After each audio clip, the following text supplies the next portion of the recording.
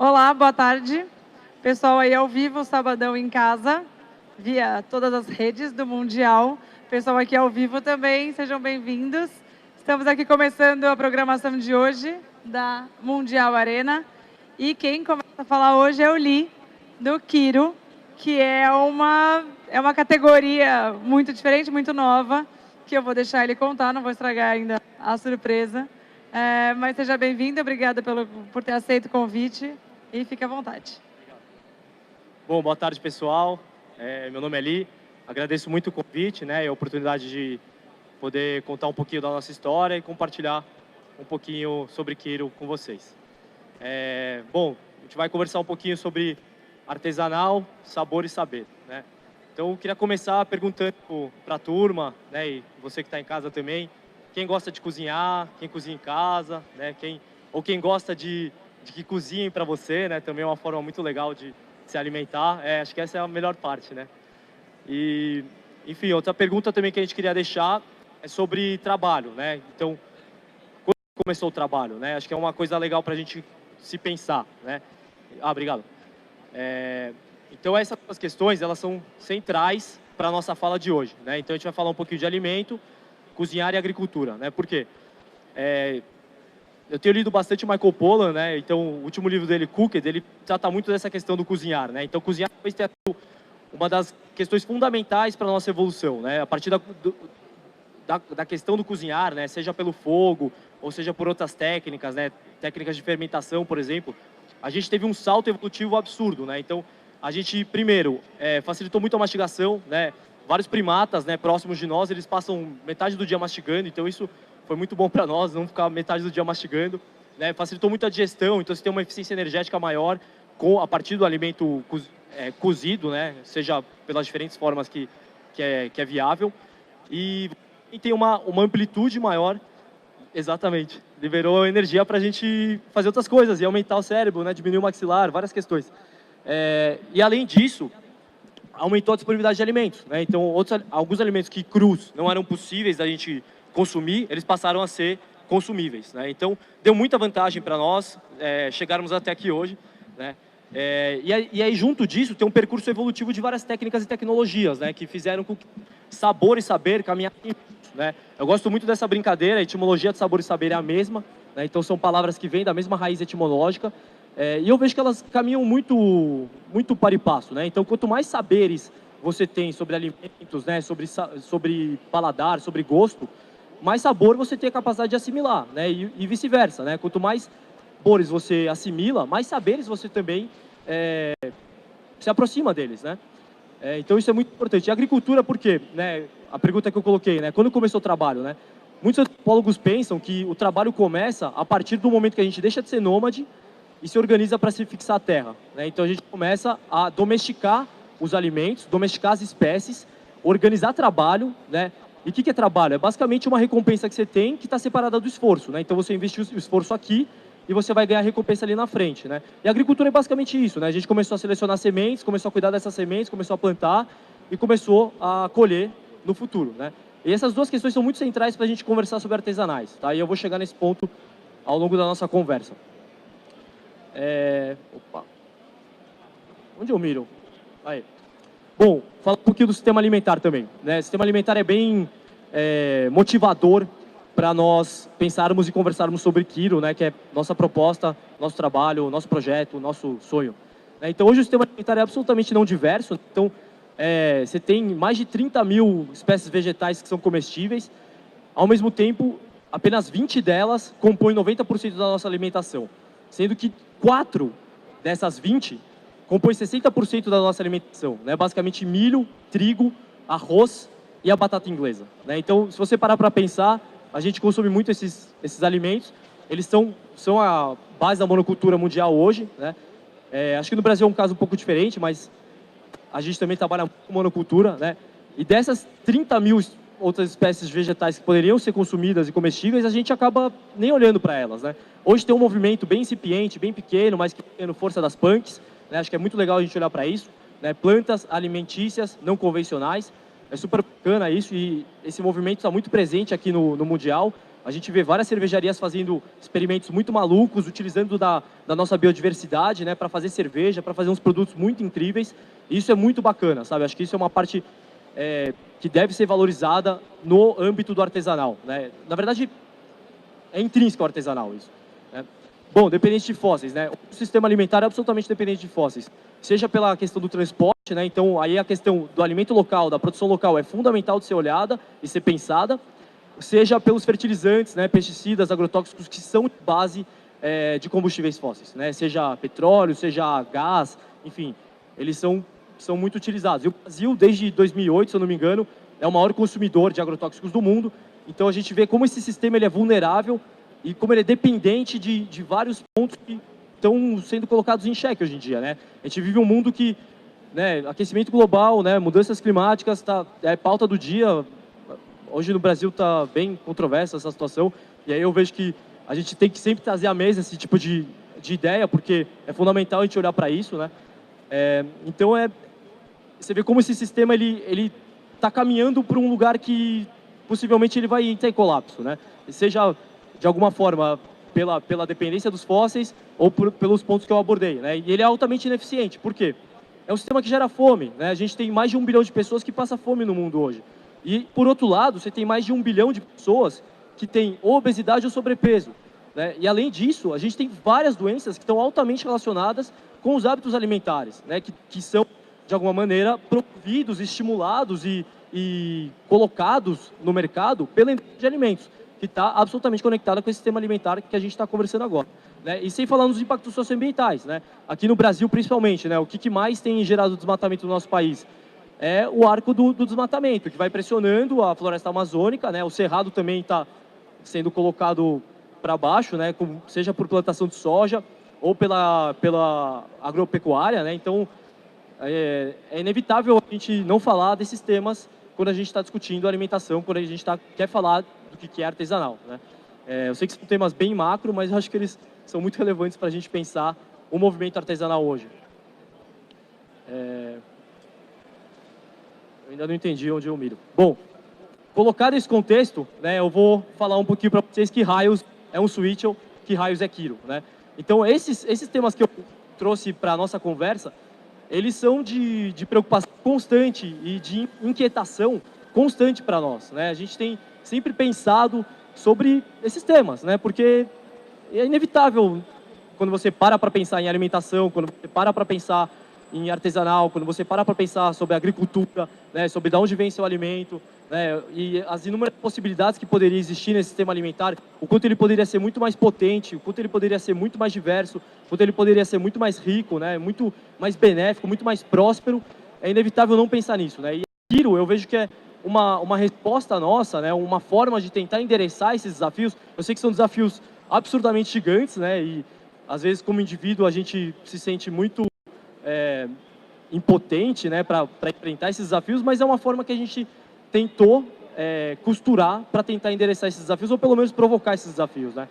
Então, Kiro é uma bebida não alcoólica, feita com apenas 4 ingredientes: gengibre, mel, vinagre de maçã e água, né? Então, hoje, Kiro é um produto clean label, né, que a indústria entende como clean label, ou em português, rótulo limpo, rótulo transparente. Um produto que não tem nenhum conservante, acidulante, estabilizante, corante, sequestrante, nenhum produto químico ou sintético que possa gerar algum prejuízo para a sua saúde, né? São só 4 ingredientes muito benéficos para a nossa saúde. Kiro é naturalmente funcional, né? Então, o que quer dizer isso? Ele te dá alguma funcionalidade de forma totalmente natural, assim como a cerveja nos deixa embriagado de forma natural, o café nos deixa despertos de forma natural. Kiro, ele trabalha muito com a termogenia, né? Então, é um produto muito termogênico, ativa a circulação, ativa o metabolismo, né, te dá uma dose de disposição, tem uma alta reposição de eletrólitos, que são os condutores de energia do corpo. Então, de certa forma, ele destrava o sistema circulatório, né, destrava um pouco o seu fluxo sanguíneo, que te dá um pouco mais de disposição, né? Alguns falam que também ajuda a emagrecer, mas, enfim, a gente prefere não entrar nesse mérito, né, que aí é outra discussão. Então, Kiro é uma opção muito saudável e muito saborosa para quem está procurando uma bebida não alcoólica, né? A gente também faz alguns drinks, né? Se você quiser misturar com álcool, é uma excelente base para drinks, né? A gente já fez algumas experiências com drinks, mas nosso posicionamento primeiramente uma bebida não alcoólica. Vou contar um pouquinho sobre o Switchel. O Switchel ele ele é uma categoria de produto que tem origem asiática, né? Então algumas fontes indicam Ásia, outras fontes indicam Caribe, que é uma coisa meio louca, mas ele ficou muito popular nos Estados Unidos no século XVIII. Os agricultores americanos tomavam muito essa bebida, né? Produziam de forma caseira, de forma artesanal, vamos dizer assim, e consumiam no campo, né? Para se refrescar, para se revigorar, para se hidratar, né?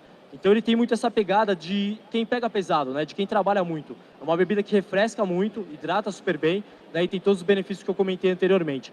Nos Estados Unidos ela também recebeu esse apelido, né? Que é o isotônico do agricultor. Ele é um isotônico natural, né? Tem alguns sais minerais, principalmente provenientes do mel, né? O mel tem alguns sais minerais. E por que o isotônico do agricultor? Em inglês eles falam de Haymaker's Punch, né? Como se fosse um punch. Haymaker é o cara que trabalha com feno, não, com outra coisa, mas enfim. É um trabalhador específico do campo. E a gente fez essa tradução de isotônico do agricultor, né, por entender que ele tá nesse universo rural, né, então por isso a gente deu esse apelido, né. E trazendo essa história de Quiro, que é uma história que a gente valoriza muito, a gente não podia pensar, e também todos os problemas que eu trouxe no começo da nossa conversa, a gente não podia pensar outra forma de trabalho em Quiro que não tivesse como ponto central a nossa cadeia de fornecedores, né? Então, hoje a gente trabalha com gengibre 100% agroecológico, é um trabalho muito bacana, próximo à Cooperapas. A Cooperapas, para quem não conhece, é uma cooperativa do extremo sul de São Paulo, fica na região de Parelheiros. Parelheiros é o segundo distrito menos desenvolvido do município de São Paulo, né? Então tem índices de desenvolvimento humano bem baixos, né? Um distrito muito vulnerável. E é um distrito, um território que tem uma vocação clara, né? Uma vocação de trabalhar a agricultura, né? Então pode ser um polo, um centro de agricultura urbana muito bacana para a cidade de São Paulo. Ali você pode produzir uma série de alimentos que podem abastecer a cidade, gerando desenvolvimento territorial e ao mesmo tempo gerando um alimento de alta qualidade para a população da cidade de São Paulo, que sem dúvida nenhuma consome muito, né? Então esse nosso trabalho é muito valioso, né? Hoje é centro do nosso pensamento em Quiro, né? Sempre tentar trabalhar com pequenos produtores, né? Em especial produtores em transição para a agroecologia. Eu pulei uma lâmina que eu acho que é legal a gente comentar, que ela tem tudo a ver com o contexto do Mundial de Biel, né? Então o nosso posicionamento em Quiro tem sido muito esse, ser uma bebida sem álcool, porém para maiores, né? Então uma brincadeira que, né, você pensar, mas como assim sem álcool para maiores, né? Pelo paladar complexo do produto, né? Então ele é muito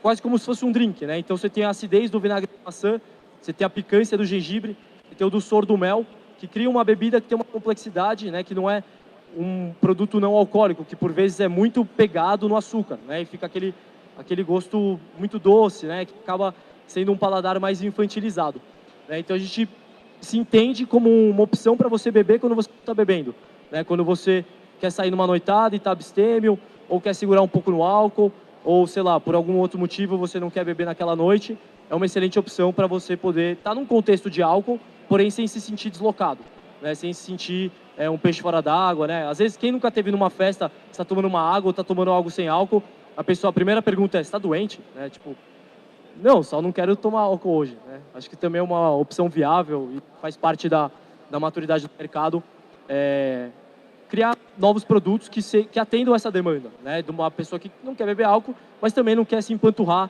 de um suco super doce, de um refrigerante super doce.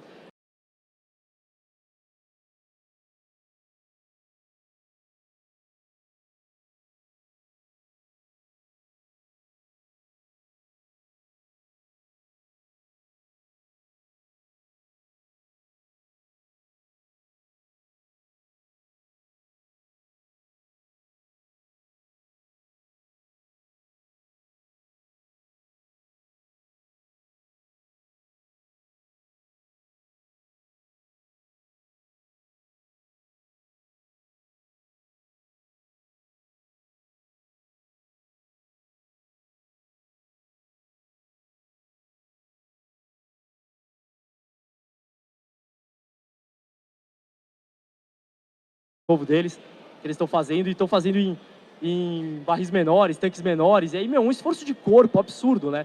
A turma tá fazendo cerveja com fruta, você tem um esforço de descascar fruta, sabe? De processar fruta. Acho que isso distancia muito a gente da indústria, da grande indústria, né, do alimento ultraprocessado, que por vezes suspende essa parte do corpo, né? Você para pensar na etimologia de artesanal, né? O artesanal ele vem do ars, né? Esse A-R-S, que depois dá origem à arte, né?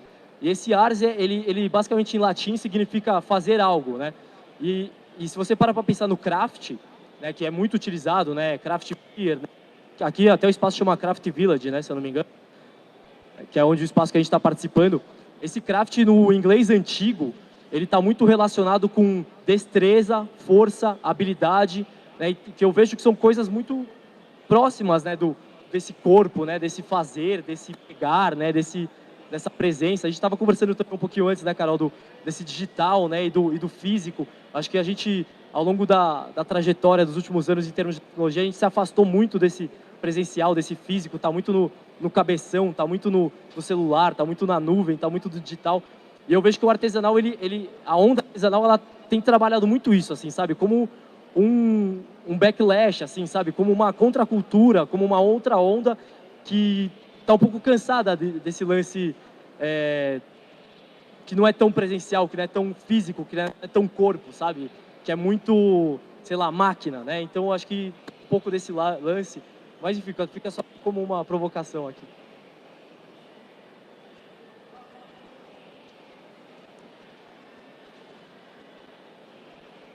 Alô? Oi. Pensando no contexto artesanal, qual é o maior desafio da Quiro hoje no mercado? Legal. Bom, vejo alguns desafios, né? Começar um projeto como o nosso é sempre um grande desafio, mas hoje a gente tem um desafio razoável de custo, né? Então, operar na categoria não alcoólico com o nosso custo é um desafio, né? Ao mesmo tempo, a gente vê que tem uma demanda por como o nosso, né? Que ofereçam sabor e saúde, né? Que ofereçam um paladar complexo, como a gente comentou anteriormente. Então, a gente tem demanda pelo nosso produto, apesar do nosso custo, mas se a gente melhorar esse custo, com certeza seria mais competitivo, né? Trabalhar com o nosso produto.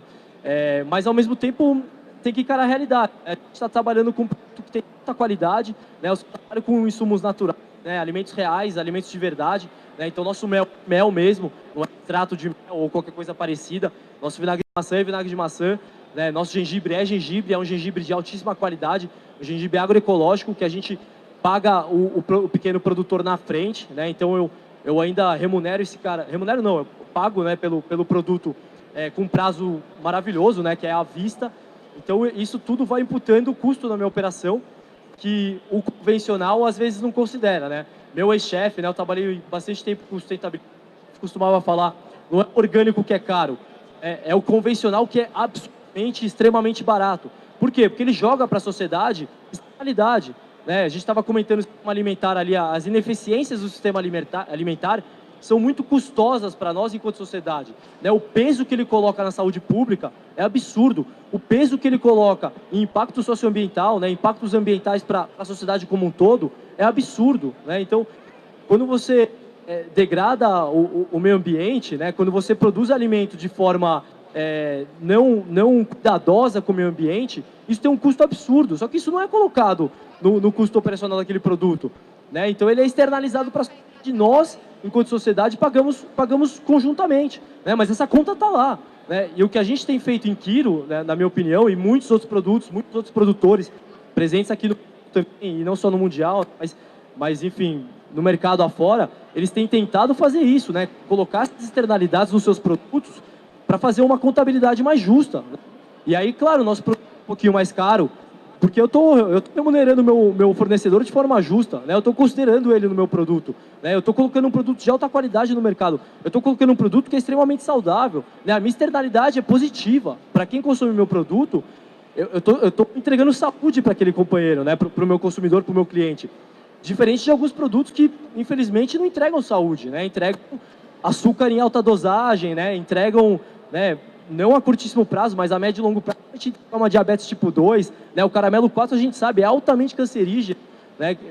Quem for a fundo, né? E aí eu recomendo fortemente Michael Pollan e vários outros, né? Acompanhar Slow Food, acompanhar vários movimentos espalhados pelo mundo inteiro e aqui no Brasil também, relacionados à alimentação. Cara, você vai ver que a indústria de alimentos, cara, sendo bastante respeitoso, sei lá, ela é bem questionável, vamos dizer assim, né? Sendo respeitoso com eles, né? Caramelo 4, cara, Califórnia, o índice de caramelo 4 da Coca-Cola é muito baixo. Aqui no Brasil é um absurdo, cara, é muito alto, cara. É um produto que é altamente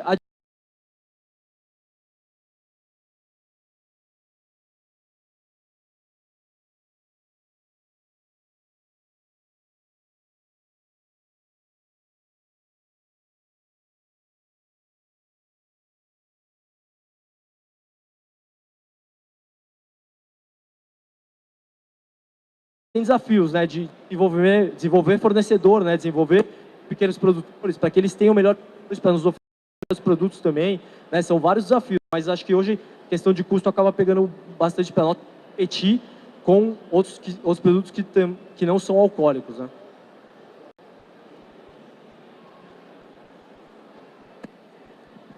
Acho que é só uma dúvida que um monte de gente tem, inclusive me perguntam quando eu falo do Kiro, do Switchel. Todo mundo pergunta se é fermentado ou não. Se vocês fermentam ou não, ou se é um processo só de vocês, como marca, só chegaram no melhor blend possível, ou se o vinagre é feito por vocês também. Legal, boa pergunta. Bom, importantíssima essa pergunta. Kiro é diferente do kombucha, diferente da cerveja, né, diferente de outras bebidas fermentadas, né, ele não é fermentado, tá? Então, o Switchel, o que compõe o Switchel? Basicamente, a presença do gengibre e do vinagre de maçã. Por quê? Porque nos Estados Unidos a turma usa muito maple syrup, né, que é o xarope de bordo, que aqui no Brasil é absolutamente inviável, né, um produto muito caro para nós, né, a gente nem tem produção disso, é tudo importado, então também nem faria o menor sentido trabalhar com ele. Então, basicamente, o Switchel são esses 4 ingredientes, né, são esses quatro alimentos, né, então, vinagre de maçã, gengibre, a gente usa o mel, mas quem quiser pode usar melado, pode usar agave, pode usar mel de caju, pode usar mel de cacau, que é incrível, sabe? É um baita produto. Enfim, pode usar outras formas de adoçar. E água, né? A água é muito importante. Nós não fazemos nosso vinagre, nós temos um fornecedor de vinagre de maçã.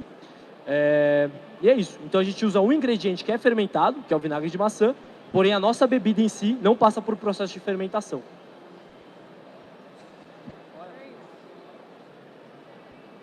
Beleza. Valeu. Bom, agradeço muito e deixo nossos contatos, né? A gente fica à disposição para continuar a conversa. Por favor, quem puder, passa lá no nosso stand, prova Kiro, né? A gente tem degustação, vamos adorar conversar mais sobre o produto, conversar mais sobre Kiro, Switchel, agroecologia, enfim, todos esses temas que a gente tentou colocar aqui na mesa. Valeu. Obrigada. Obrigada, muito bom, muito bom.